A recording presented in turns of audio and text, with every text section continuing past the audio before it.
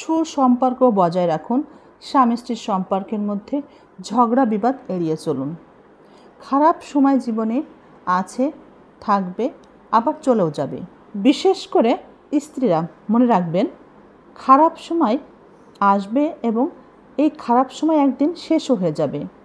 কিন্তু খারাপ সময়ে যে মানুষগুলোর খারাপ আচরণ সামনে চলে আসে, এই খারাপ ব্যবহারের জন্যে মানুষটির প্রতি ঘৃণা কিন্তু সারা জীবন থেকেই যাবে।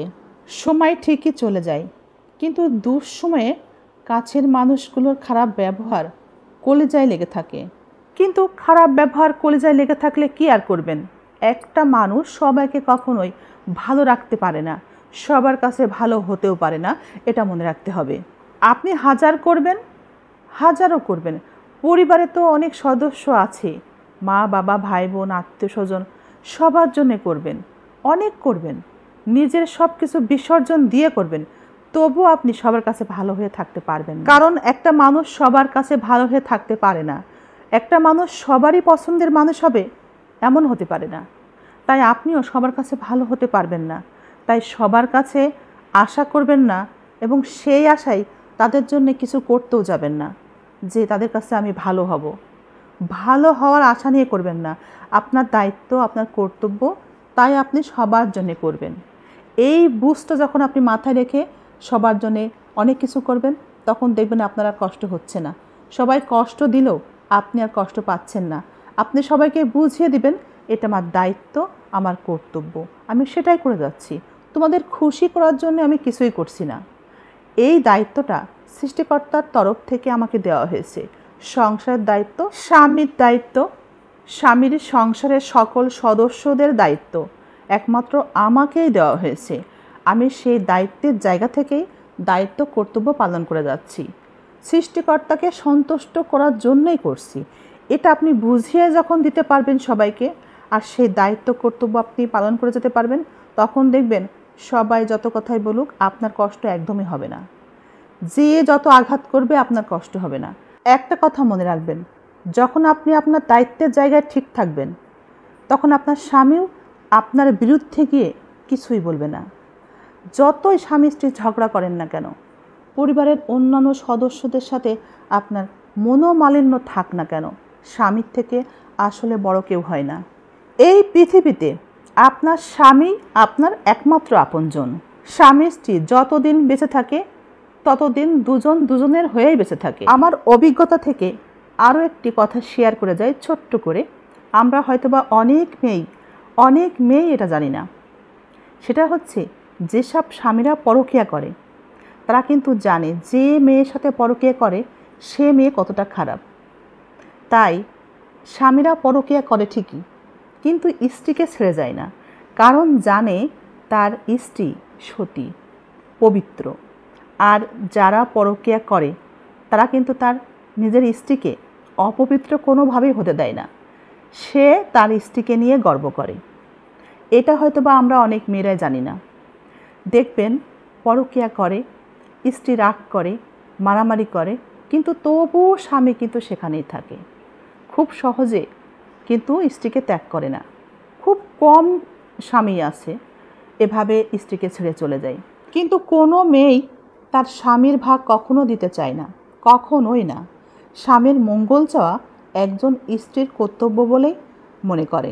স্বামী তার সবচেয়ে, স্বামী তার জীবন, স্বামী তার মরণ, স্বামী তার শেষ ঠিকানা। এই কারণে একজন মেয়ে কখনোই তার স্বামীর ভাগ দিতে চায় না। আর তার কারণেই মেয়েরা অনেক কষ্ট পায় এবং স্বামীর সাথে হয়তো বা ঝগড়া বিবাদ করে। সেখান থেকে কিভাবে ফিরিয়ে আনা যায় সেই চেষ্টাই করে। এখন আপনাকে বলি, যতই ঝগড়া বিবাদ করেন আর যাই করেন না কেন, এই দুনিয়াতে একজন বিবাহিত মেয়ের স্বামী ছাড়া আপন কেউ হয় না। স্বামী যদি কোনো কারণে চোখটি বন্ধ করে, একবার বন্ধ করে, যদি সেই চোখ খোলার আর কোনো সম্ভাবনাই না থাকে, তাহলেই বুঝতে পারবেন জীবনটা আসলে কত কঠিন। স্বামী রাগ করে, স্বামী শাসন করে, এটা করো না, ওখানে যেও না, এত কিছু শোনার পর আশেপাশের অনেক শুভাকাঙ্ক্ষী হয়তো বা আপনাকে বলতে পারে, ধুত, ওখান থেকে চলে আয়। এমন স্বামী আবার হয় নাকি? কিন্তু একটা কথা মনে রাখবেন, যারা আপনাকে এভাবে সুবুদ্ধি দিবে, আসলে সেটা কিন্তু সুবুদ্ধি না, সেগুলো সবই কুবুদ্ধি, খারাপ বুদ্ধি। এভাবে আপনাকে উস্কিয়ে দিবে, নানা রকম কথা বলবে, আপনাকে সান্ত্বনা দেওয়ার চেষ্টা করবে, আপনাকে সেখান থেকে সেই স্বামীর ঘর থেকে বের করে আনারও চেষ্টা করবে। কিন্তু যখনই আপনি বের হয়ে আসবেন তখন বুঝবেন দুনিয়াটা কত কঠিন।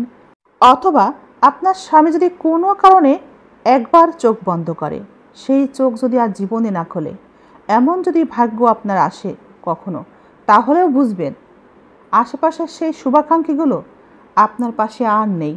তাদের আপনি একদিনের জন্যও আর দেখতে পাবেন না। কেন পাবেন না? তারা আপনার সাহায্য করতে এগিয়ে আসবে না। তাই স্বামী হারিয়ে গেলেই বুঝবেন আশেপাশের মানুষগুলো আদৌ আপনার শুভাকাঙ্ক্ষী ছিল কিনা। আপনার স্বামী যদি আপনার পাশে না থাকে, কিংবা আপনি স্বামীর কাছ থেকে যদি স্বামীকে ছেড়ে চলে আসেন, আপনি যে দুয়ারে যাবেন সেই দুয়ারে গিয়ে দেখবেন আপনাকে কেউ আর পছন্দ করছে না। আপনার ওই অতীত তুলে টেনে আপনাকে কষ্ট দিচ্ছে, আপনার বিভিন্ন মানুষের খারাপ মন্দ কথাগুলো শুনতে হচ্ছে, সেগুলো হজম করতে হচ্ছে। অনেক সময় দূর থেকে ভেসে আসবে আপনার কান পর্যন্ত আপনি একটা অযোগ্য মেয়ে, তাই সংসার করতে পারেননি, কোনো যোগ্যতাই নেই আপনার সংসার করার মতো, তাই স্বামীর সংসার ছেড়ে চলে এসেছেন। এগুলো আপনাকে শুনতে হবে।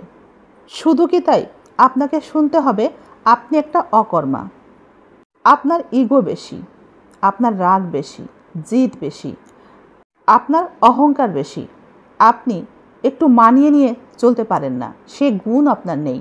সবাই বলতে থাকবে তখন একটু মানিয়ে গুছিয়ে নিলেই তো পারত, সংসারটা টিকে যেত।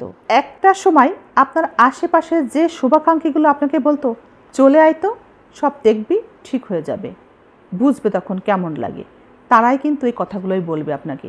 এত সব কথা শোনার পর আপনার গলা দিয়ে আর ভাত নামবে না নিচের দিকে, চোখের পানিতে সাগর হয়ে যাবে, কিন্তু দেখার কোনো লোক থাকবে না, শোনার কোনো লোক থাকবে না, আপনি বলতেই পারবেন না, আপনি কাউকে কিছু শেয়ারই করতে পারবেন না। পৃথিবীতে আপনি যা কিছু অর্জন করতে চাইবেন সব কিছুর জন্যেই কষ্ট করতে হবে, স্যাক্রিফাইস করতে হবে, অনেক অনেক কষ্ট করতে হয়। কষ্ট ছাড়া আপনি কিচ্ছু পাবেন না, কোনো কিছুই অর্জন করতে পারবেন না। সংসারে এসেছেন, স্বামীর মন পাবেন, শ্বশুর শাশুড়ি সবার মন পাবেন, সেটাও এত সহজ না, তার জন্য কষ্ট করতে হয়। শ্বশুর শাশুড়ি সারা জীবন কি কারো থাকে? সংসারের শুরুতে আপনি কষ্ট করবেন, একটা সময় দেখবেন আপনার সংসারই হচ্ছে সোনার সংসার।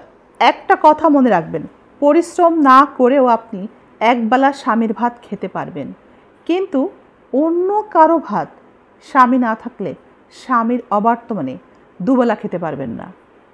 দুদিন পর থেকে শুরু হবে চালের হিসাব, 1 পিস মাছের হিসাব, 2 পিস মাংসের হিসাব, যে ঘরে থাকবেন সেই ঘরের ভাড়ার হিসাব। বুঝতে পারছেন? বুঝতে পারছেন স্বামী না থাকলে আপনাকে কতটা সমস্যার মধ্যে পড়তে হবে।